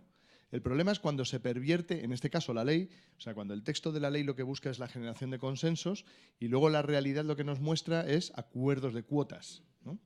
Ahí es donde nuestros representantes lo que nos demuestran es que no están a la altura de lo que el propio legislador, ellos mismos se han dado a sí mismos. Hay una situación de esquizofrenia y muchas veces de falsedad y de falta de madurez democrática por parte de esos representantes. Con lo cual, yo creo que podemos articular y se pueden articular mecanismos de mayorías reforzadas que garanticen o que propicien la generación de consensos amplios a través de los cuales se elijan consejos de administración profesionalizados, consejos de administración representativos del conjunto de la sociedad española, combinados también con procesos abiertos de selección de estos profesionales en la línea, ¿no?, por ejemplo, de la BBC. Esto es factible, esto es posible y nos lo podemos plantear. En relación con algo que es muy importante en relación con el contrato programa. Yo, si en mi mano estuviera, a mí me gustaría que Radio Televisión Española, de alguna manera, la corporación volviera al modelo de mandato marco y contratos programa, que es la única forma de poder fiscalizar, de poder seguir y de poder exigir el cumplimiento de misiones de servicio público. Hoy el modelo está roto, está absolutamente roto. Tenemos un Consejo de Administración caducado, un Consejo de Administración que no es representativo ya de nada ni de nadie. Tenemos un mandato marco que no tiene contratos programa, con lo cual tampoco el Parlamento tiene la posibilidad de poder verificar si se cumplen esas misiones de servicio público que de forma genérica en su momento se encomendaron, pero que no se concretaron en ningún contrato para ser cumplidas en los plazos de los 3 años. Carecemos de un organismo audiovisual independiente que sea el responsable de supervisar que estas obligaciones de servicio público se van cumpliendo periódicamente. La subdirección de audiovisual de la Comisión Nacional de los Mercados y la Competencia, lo que sería el regulador independiente del audiovisual en España, hoy tiene 14 personas, de los cuales 6 son administrativos, con todos los respetos para los administrativos. Solo hay 8 técnicos. Solo hay 8 técnicos. Pensemos en la plantilla de Ofcom para el audiovisual o la del Consejo del Audiovisual francés. Tenemos una situación de absolutas carencias en absolutamente todo. Tenemos un modelo que formalmente en la ley está ahí, por eso mi intervención primera, pero que luego en la realidad no se corresponde con lo que se está haciendo. O sea, tenemos una situación de esquizofrenia legislativa respecto de lo que pudiera llegar incluso a ser en el caso de ponerse las herramientas legales en marcha. Por lo tanto, bueno, vamos a ver, ¿no? A uno siempre le queda la esperanza, pero desde luego todo lo que ocurra no será resultado de algo que nos otorguen, sino que bueno, habrá que empujarlo, ¿no? Enrique. Sí, bueno, en el mismo sentido, ¿no? Primero, es perfectamente viable articular una elección que parta de la base social. En Tele de Todos, por ejemplo, hemos propuesto que se cree un consejo social elegido por los ciudadanos, por entidades ciudadanas sin afán de lucro, que a su vez elija una parte importante del Consejo de Administración y de los organismos de control. Eso hoy tecnológicamente es factible cuando se puede elegir hasta un líder político por las redes sociales o por Internet, pero eso no es contradictorio con que seguimos defendiendo que efectivamente el Parlamento por 2/3 debe ratificar y caucionar esa elección. Ahora bien, un Parlamento regulado Por eso yo citaba antes el caso de Alemania, donde el Tribunal Constitucional ha prohibido que el Parlamento mismo elija más de un tercio nombrado a propuesta de los partidos políticos, para que dice, no usurpen la representatividad social real de la sociedad. Así que esas dos fórmulas son perfectamente compatibles. Segundo, lo que se ha dicho del tema económico, yo disiento un poco. Yo creo que estamos en una situación tan dramática como la de 2005, no en términos de endeudamiento acumulado, pero sí en temas de recursos.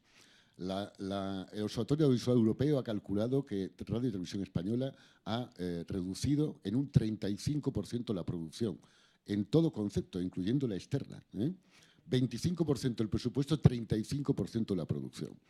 Y eso tiene una parte importante de culpa, además de la manipulación y de la degradación de su imagen, en el hundimiento de la audiencia. Así que en audiencia estamos infinitamente peores que en 2005. Con menos del 10%, la primera cadena está en el punto de caída libre. Hay que reconocerlo, sencillamente. Y puede bajar al 5 y al 4% en poco tiempo. Y se acabó el servicio público. Tercero, hay que regular en España, no en la BBC, pero en España hay que hacer leyes. Impedir, por ejemplo, prácticas tan lamentables como algunos boletines que veía uno en las actas del Congreso de Diputados, en las que un candidato a ser miembro del Consejo de Administración desplegaba su currículum de hijo de un fabricante de tejidos catalán y que había heredado la fábrica, y la comisión correspondiente aplaudía su gran experiencia útil para el servicio público. No, hemos llegado a ese grado de ridiculez. Entonces, eso hay que regularlo, impedirlo y obligar que tengan realmente 5 años mínimo de experiencia profesional. Y finalmente, en el tema digital, el propio Eladio creo que ha sido demasiado optimista. Él ha reconocido y ha editado un libro reciente en el que el peligro de la eliminación de la TDT para la televisión en abierto es un peligro muy real a partir del informe europeo de Pascal Lamy. Y estamos hablando de año 2025, en el que se puede eliminar completamente las ondas para la radio y televisión, por tanto accesible a todos los ciudadanos, y derivarlo todo por el hilo, por el cable, cosa que no es inverosímil, porque yo ya cuando quiero ver TV3 o Canal Sur tengo que ir a Movistar y pagar, y si no, no tengo acceso por onda. Así que en el futuro podríamos pagar 2 veces, una el servicio público y otra para acceder al servicio público. Y eso es un peligro muy grave, ¿no? Tercer elemento, Radio Televisión Española ha fallado también en estos años en su conversión online. En este momento, efectivamente, la mayor parte de los contenidos que ven los jóvenes en Punto a Punto es programas nacidos de la televisión. Pero si uno ve los contactos por todo tipo de indicadores, usuarios únicos, etcétera, Radio Televisión Española ha perdido también la batalla. Está en el último lugar. Por tanto, también en su imagen y su capacidad de atractivo con la audiencia joven está hundiéndose. Y hay un problema que tenemos ya, que es visible en algunas televisiones autonómicas, donde el perfil dominante del espectador es mayor de 65 años en hábitat de población rural de menos de 50.000 habitantes. Y eso significa que el servicio público dentro de 10 años no existe, no tiene audiencia. Muchas gracias, Enrique. Bueno, tenemos una pregunta más, pero antes simplemente recordar que estamos en Tele de Todos, un acto organizado por Tele de Todos desde el Ayuntamiento de Madrid, con la participación del Ayuntamiento de Madrid, y que el hashtag es almohadilla, el cambio RTV. Y bueno, por favor, si eres tan amable. Sí, buenas tardes. Soy Agustín Llanel, secretario general de la Federación de Sindicatos de Periodistas. Represento también aquí a la Plataforma en Defensa de la Libertad de Información, que no ha podido venir su presidenta. Coincido con el profesor Bustamante cuando decía que es positivo que volvamos al sistema de elección del presidente del Consejo de Televisión por mayoría cualificada de 2 tercios y que es insuficiente. Teniendo en cuenta que fue un gobierno socialista el que hizo, bueno, digamos que impulsó una televisión independiente y desgubernamentalizada dentro de un orden, ¿a qué creen que se debe ahora esta moderación del PSOE? Porque el proyecto de ley que usted planteaba, ¿qué alcance puede tener? Tiene un artículo único donde se limita a decir que el presidente del Consejo será elegido por mayoría de 2 tercios, eleva de 9 a 12 el número de miembros del Consejo de Administración, no explica por qué. Se supone que 12 miembros son más fáciles de repartir por cuotas entre 4 partidos que hay importantes en el Congreso, o por lo menos yo pienso eso. Disminuye una persona en miembros del Consejo Asesor y punto, no hay nada más. Entonces, en el Senado va a ser por lectura única el jueves, no mañana, con lo cual no hay enmiendas, no ha habido debate en comisión, pasará al Senado y donde hay una mayoría absoluta del PP se supone que quedará tal cual la ley o si hay enmiendas será para estropearla. ¿A qué creen que se debe tanta moderación? ¿No creen que ha sido una oportunidad perdida? Bueno, si me perdonan un poco de poesía a estas horas de la tarde. Se agradece, se agradece. Yo recuerdo que hace ya unos años escribí ampliamente sobre las dos almas del Partido Socialista, ¿no? El problema de esas dos almas es que uno nunca sabe dónde y cuándo se la va a encontrar. Mi teoría era que hubo un alma progresista y relativamente radical históricamente hasta el 2004-2008, que en la segunda legislatura triunfó el alma conservadora y mercantilista. No lo digo yo, hay ya muchos testimonios de cómo la vicepresidencia del Gobierno negoció la Ley General de Audiovisual, la eliminación de la publicidad de Televisión Española con la UTECA directamente, y por tanto fue un reflejo directo de un pacto contra el servicio público. Y ahora no sabemos qué alma va a triunfar, ¿no? Estamos en un momento cumbre, no solo por las primarias, sino porque tampoco los candidatos de las primarias se han pronunciado sobre ese tipo de temas, ¿no?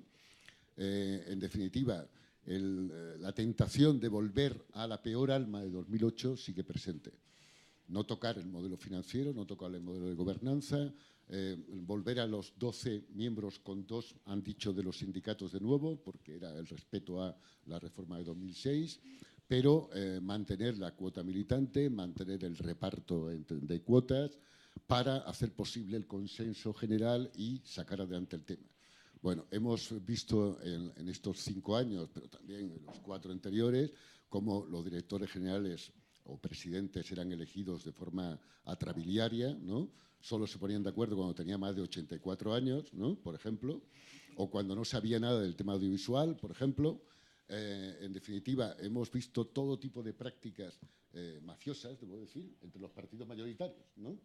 Para traicionar justamente la regeneración democrática del servicio público. Así que yo tengo que decir que, al contrario que la BBC, donde la reina nombra al director general elegido por concurso público, aquí no podemos permitir que no ya el rey, sino el presidente de gobierno nombre al presidente o director general. Hay que legislarlo, regularlo e impedir las prácticas de consenso antiprogresista de los grandes partidos. Y de los nuevos no puedo pronunciarme porque sus almas son desconocidas, hasta que no tengan realmente experiencia de gestión en Radio Televisión Española. Sí, Eladio, creo que querías puntualizar algo. Una sola aportación respecto a lo que yo creo que es fundamental, de verdad, que es la financiación.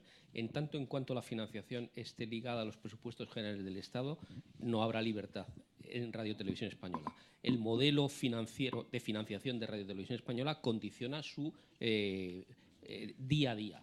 Entonces, seguir pensando en que es una aportación directa del Estado más la parte proporcional que saquen del espectro radioeléctrico, es que quien te controla año tras año es el gobierno de turno.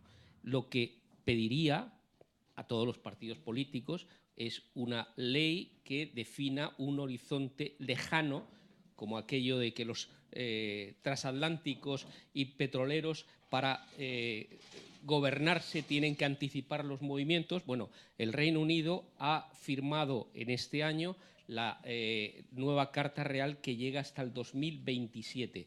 Ojalá copiemos algo nosotros a largo plazo. Bueno, pues muchísimas gracias. Ahora voy a dar paso a un compañero de Tele de Todos, Manuel Aguilar, que va a decir las preguntas, bueno, va a anunciar algunas preguntas que hemos recibido a través de Twitter. Manuel, por favor.